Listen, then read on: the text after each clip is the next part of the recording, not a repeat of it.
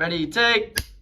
Hope you had a good Thanksgiving, Saints. As you know, I'm Hyatt. And I'm Jacob. And this is SFHS Today.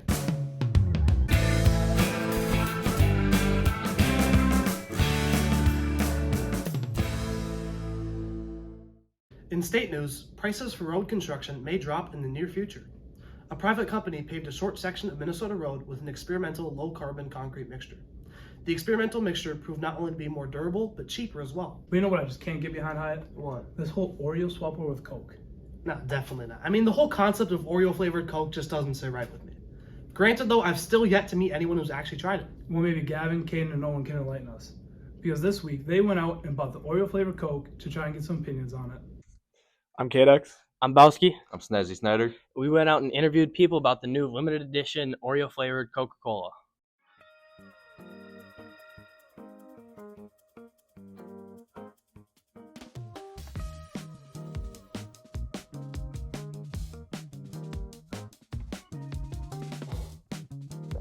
Zero out of 10. Never try again.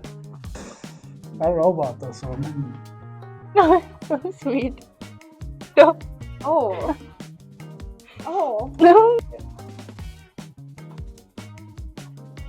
Yeah. I don't have any words. This is not like anything. Like a 3 out of 10. Like it's like chocolate flavored Coke. That ain't normal. You really can't even taste the Oreo. No, it's just It's so so like, weird. It's a weird aftertaste. yeah. It's not giving. Oh, that doesn't taste like Oreo at all. No, it doesn't. Honestly, I hate the taste, but I kind of like it because I don't like the taste because I just love a challenge. And I think this gives me a challenge, honestly. No, it's still the same. Tastes like Coke, yeah. It kind of just tastes like Coke and Oreo. Like it's literally that they're like addicted. Yeah. Like a 4 out of 10. Yeah, 3 out of 10. Probably like a 2 out of 10. Out of 10, it's like A 3. a 3 out of 10. It's A like 2. a mid out of 4. A mid. I don't know. I give it like a 5. Yeah, 5. I probably wouldn't drink it again.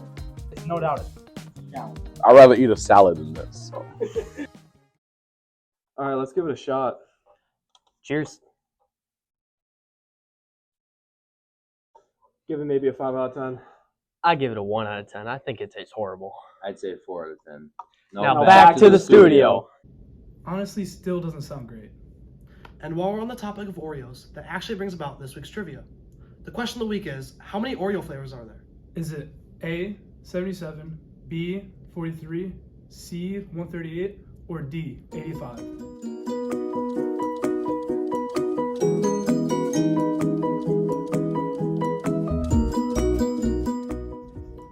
Drumroll please. The answer is D, 85, which in my opinion is just still way too much.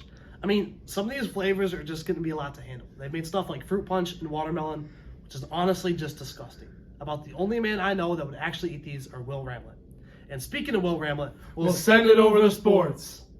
What's crack-a-lackin', Saints? I'm Will. And I'm Mike. And this is sports.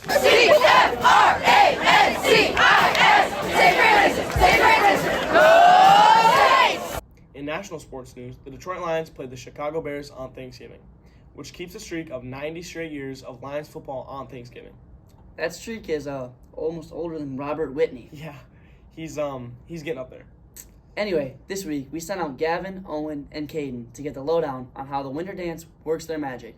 And I gotta say, I was fearing for Snazzy Snyder's life. I'm Maylin. I'm Caitlin. I'm Kadex. I'm Daniel. I'm Snazzy Snyder. And this is how to dance. First, you put your feet together and go on your toes, which is releve. Second, you go into plie with your left foot forward and your arms in an L. Then, you bring your foot into passe and your arms in a circle, and you turn to the right. And you land like this with your feet apart and your arms out.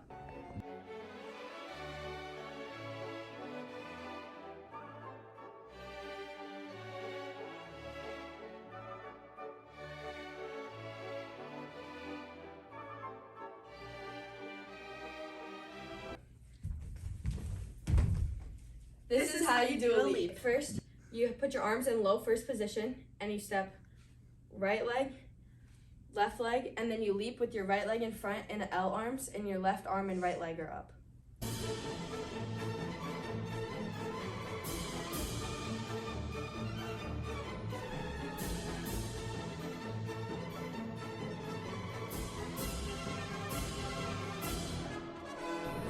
This is how you do a toe touch. You put your arms up like a shelf on your toes in releve. Then you go down and bend your legs in plie, and your legs are gonna go out to the sides, and your arms are gonna go out in like a closed V.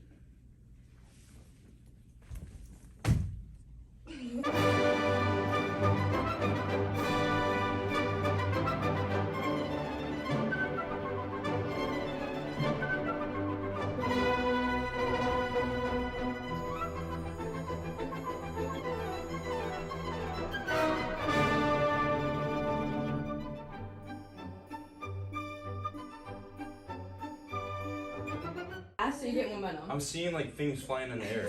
Yeah. Are you seeing those too? I'm seeing the floaties, yeah. Well, they tried. And in this week's sports trivia, we ask you, who holds the world record deadlift? Is it A, Eddie Hall, B, Brian Shaw, C, that guy, or D, Stephen Gerrard? Drum roll, please. It's C, that guy. The world record equipped deadlift was marked at 1,105 pounds, making him commonly regarded as the strongest human in history.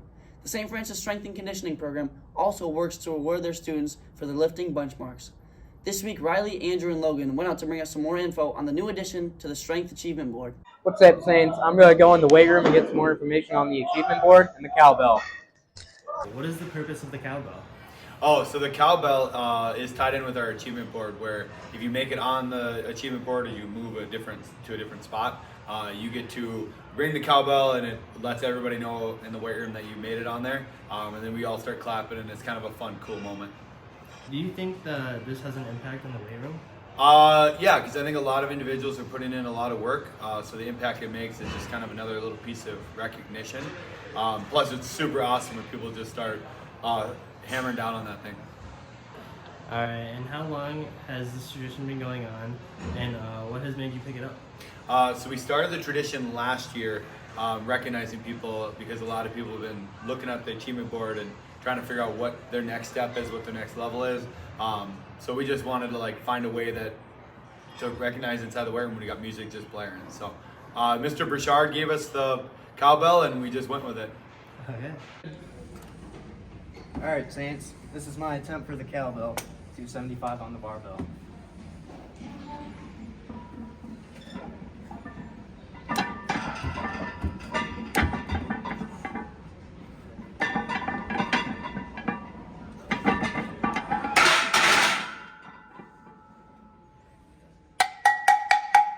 And with that, we'll send it back on over to sports. Thanks, guys. That's all the sports news we have for you this week. Now back to Maine. Thanks, guys. Maybe one of these days you'll actually get script done on time. And one last thing before you go, Saints. Logan, Grady, Kennedy, and Tyler went out to bring this week's Beater of the Week. Hey, Saints. The Goins are back. We found a beater. Let's go roll some coal.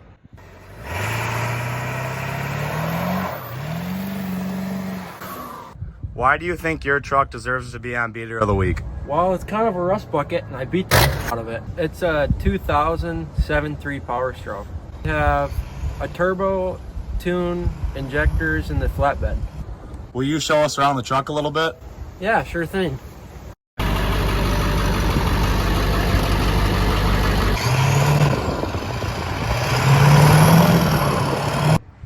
These are my Christmas lights. I put them on. I'm really feeling the Christmas spirit this year. I have them running in through my door into a cigarette lighter. Oh boy, this thing is a rust bucket. Now back to Maine. Thanks, boys. That's all we have for you. And we will see you next week. Stay safe, Saints.